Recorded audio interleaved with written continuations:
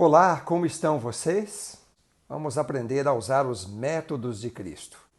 O verso áureo nos diz assim: vendo ele as multidões, compadeceu-se delas, porque estavam aflitas e exaustas, como ovelhas que não têm pastor.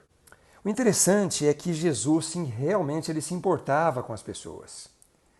Jesus considerava as necessidades das pessoas mais importantes do que as suas próprias necessidades. E ele procurava atender essas necessidades, seja no âmbito físico, emocional, intelectual, e fazendo assim, Jesus abria a porta do coração das pessoas e o seu testemunho ficava vivo, ficava muito forte.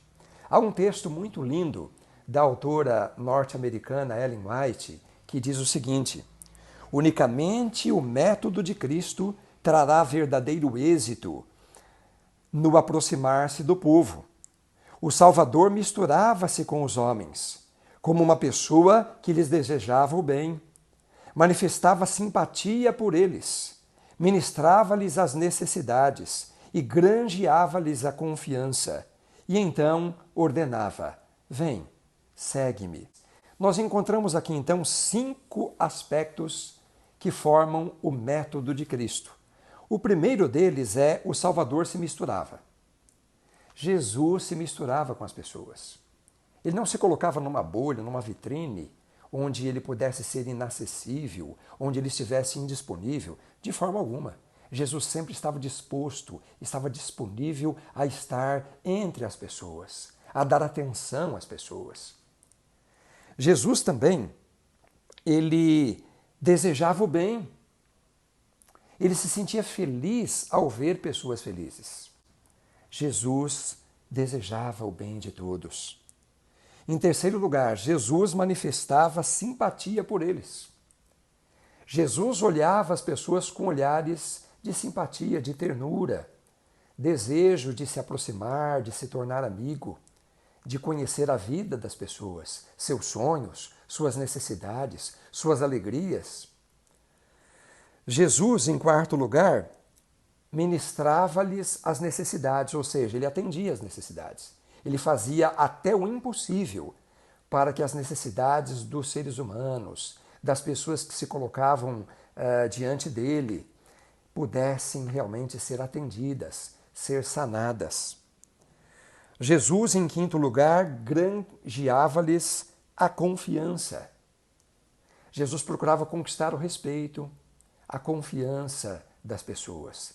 E assim ele ganhava credibilidade. E depois de tudo isso, então, Jesus dizia: vem, me segue. E as pessoas, então, de uma forma sincera, desejosas de coração, elas seguiam a Jesus. Por isso elas receberam o nome de cristãs, porque elas padeciam com Cristo, falavam de forma semelhante a Cristo, acreditavam nos princípios, nos ensinamentos de Cristo, procuravam viver, praticar e ensinar outras pessoas, fazendo novos discípulos. Estamos certos de que se nós usarmos estes métodos de Cristo, nós seremos bem-sucedidos ao testemunharmos, ao discipularmos. Aquilo que é bom demais para nós, nós queremos repartir, distribuir, compartilhar. Neste mundo frenético e materialista, as pessoas parecem não ter tempo para as outras, não se importar com as demais e não conseguir enxergar nada além de defeitos nos outros. Jesus tinha tempo para elas, se importava com elas e Jesus conseguia enxergar e extrair delas o seu melhor. Se nós seguirmos o exemplo de Jesus, nós faremos a diferença nesse mundo. Nós poderemos impactar a vida das pessoas. Que coisa linda é o plano de Deus para nós. Os líderes religiosos dos dias de Jesus, eles pareciam estar muito próximos da alienação em lugar do envolvimento. A nota tônica deles era evitar, em vez de se aproximar. Eles acreditavam que se misturassem com os pecadores, poderiam se contaminar do pecado. E Jesus declarou: eu vim a esse mundo para buscar e salvar o perdido. Eu não vim chamar justos, mas sim pecadores ao arrependimento. A verdadeira riqueza desse mundo consiste de cristãos comprometidos que fazem a diferença. Atos bondosos e serviço altruísta dão sabor e uma atmosfera de luz a este mundo corrompido pelo pecado.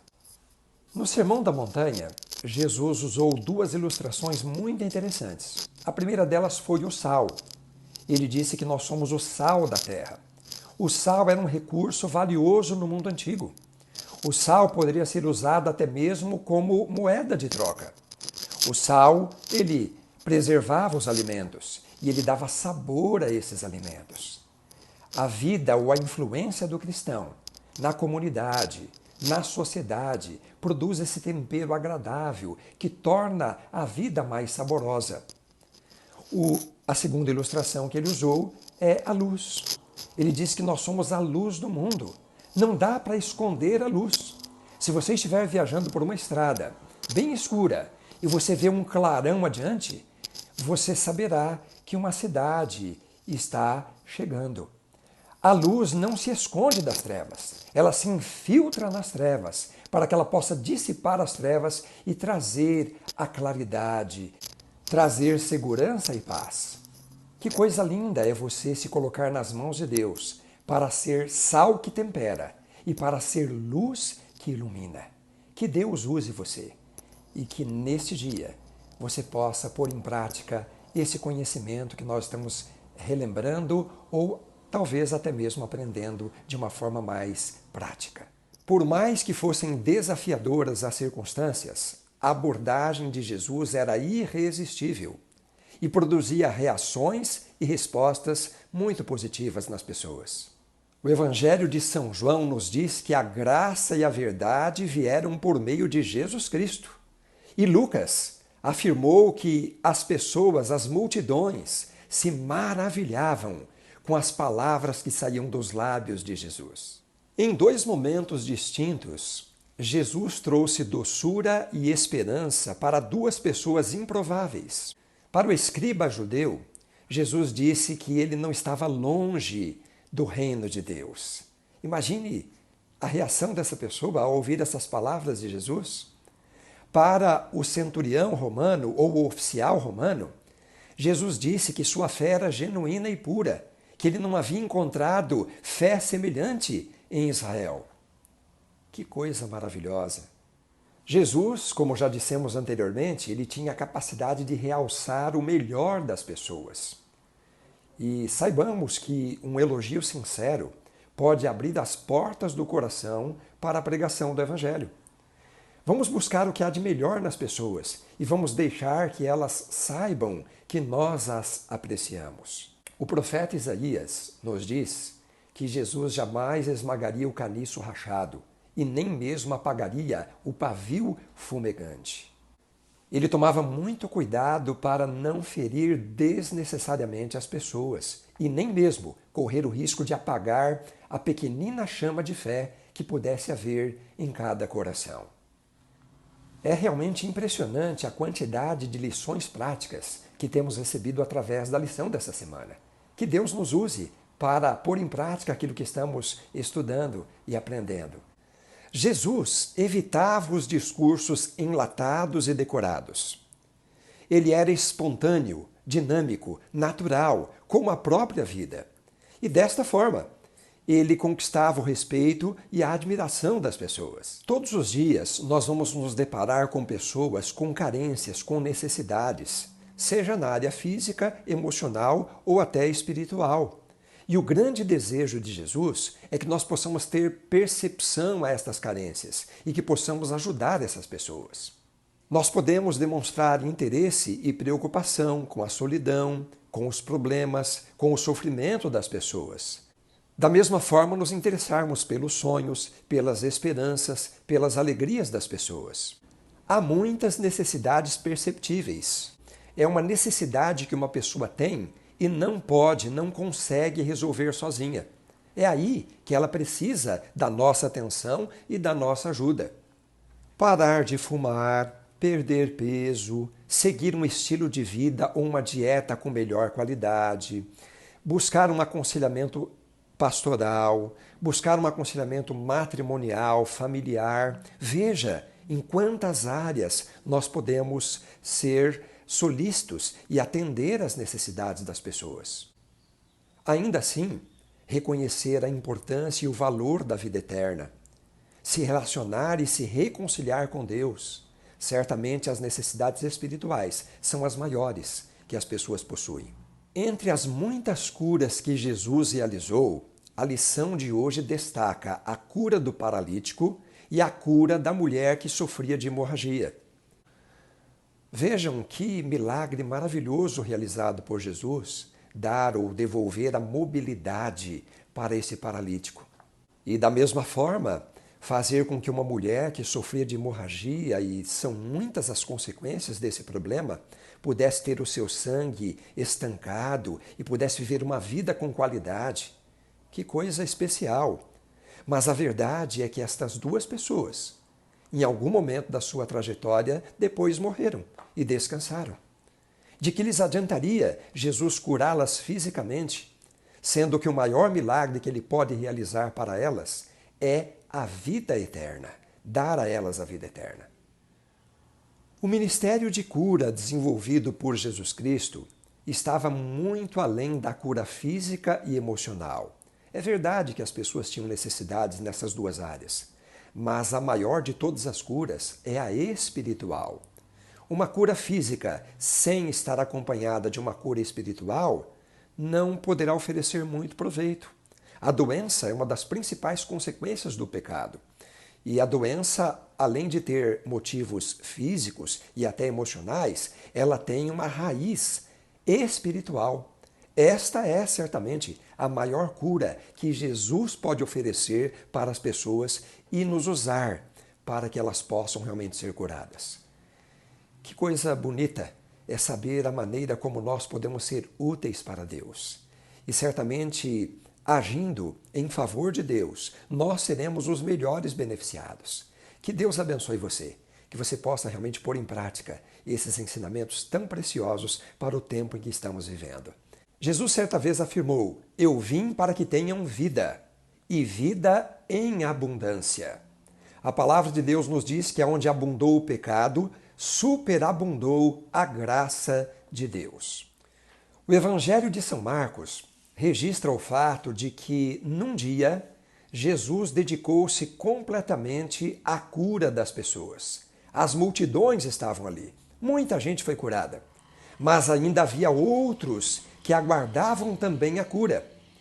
Porém, Jesus, na manhã seguinte, dedicou-se em suas primeiras horas à oração e, em lugar de prosseguir nesta obra de curar naquela mesma localidade, Jesus foi para uma outra cidade para que pudesse pregar a palavra de Deus.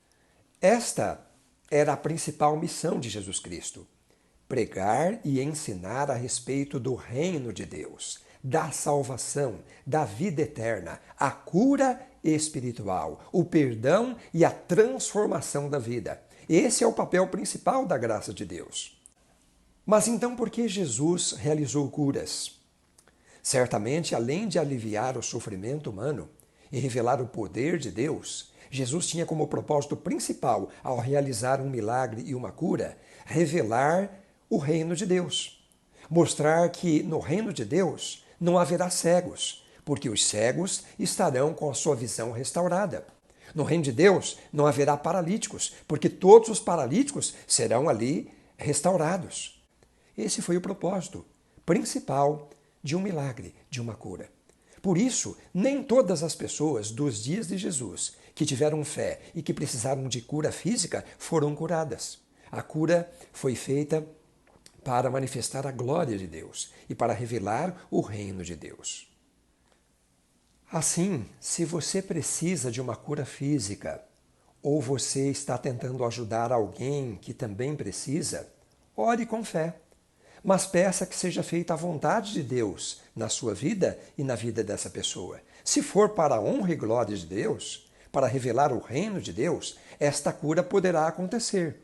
Porém, saiba que a maior cura que Deus pode fazer por todos nós é realmente nos salvar, nos resgatar, nos transformar e nos dar a vida eterna. E esta é a missão que Ele nos confiou: levar para as pessoas a principal de todas as curas, o maior de todos os milagres, que é a salvação. Por isso, que Deus o use e que você possa compartilhar com as pessoas o amor de Deus e o poder que Ele tem para salvar. No capítulo 24 do Evangelho de São Mateus, nós encontramos o maior sermão profético da história. Nele, Jesus fala um pouquinho sobre a futura destruição de Jerusalém que haveria de acontecer, mas principalmente sobre os sinais dos tempos, o fim do mundo, os sinais que apontam para o breve retorno de Jesus Cristo a esta terra, para estabelecer o reino de Deus, destruir a morte e nos dar a vida eterna. Já o capítulo 25 do Evangelho fala ou nos conta sobre 3 parábolas: a parábola das 10 virgens, a parábola dos 10 talentos e a parábola das ovelhas e cabritos ou do grande julgamento. A parábola das 10 virgens enfatiza a importância de vivermos uma vida genuína, autêntica e repleta do Espírito Santo. A parábola dos 10 talentos nos mostra que devemos usar sabiamente, corretamente os dons, os talentos que Deus nos concede. Já a parábola das ovelhas e dos cabritos, ou do grande julgamento, nos mostra a importância de vivermos um cristianismo não somente teórico, mas prático, suprindo, atendendo às necessidades das pessoas que realmente precisam de ajuda. Realmente nos mostra que há muita gente que tem fome, tem sede de pão, de água, mas também há uma sede, uma fome ocultas, que é a sede de justiça, a sede de esperança, a sede de conhecer a Cristo como Salvador e de ter vida eterna. E nós devemos ministrar a estas pessoas com dedicação, com amor. Somos todos estrangeiros, mas passamos a almejar o lar quando conhecemos a Cristo. Estávamos todos nus espiritualmente, mas passamos a nos revestir da justiça de Cristo quando nós também o conhecemos e entregamos a nossa vida a Ele. A doença do pecado é fatal, e os profetas do Antigo Testamento descreveram a nossa condição terrível, mas também apontaram a cura, o remédio. Jesus é a cura para o pecado. Jesus é o remédio para a doença da alma. Ainda na parábola, aqueles que pensam nos demais, que atendem às necessidades dos desfavorecidos, eles são elogiados pelo Senhor e eles são anunciados como cidadãos do reino de Deus. Mas aqueles que pensam somente em si mesmos, de forma egoísta, não olham para as necessidades dos demais, não suprem essas necessidades, não socorrem as pessoas que precisam de ajuda, estes são condenados e não estarão na eternidade. Nesse dia, Deus quer convidar você a fazer parte daqueles que terão a alegria e o privilégio de servir nesta vida, de ajudar aqueles que realmente precisam, fazer parte desse projeto de Deus, ser feliz ao fazer pessoas felizes. E certamente, quando Cristo voltar, Ele vai nos chamar para a eternidade. Seremos cidadãos do seu reino. Que promessa! Se tornará ela uma grande e linda realidade. Que Deus abençoe você, tenha um bom dia e um grande abraço.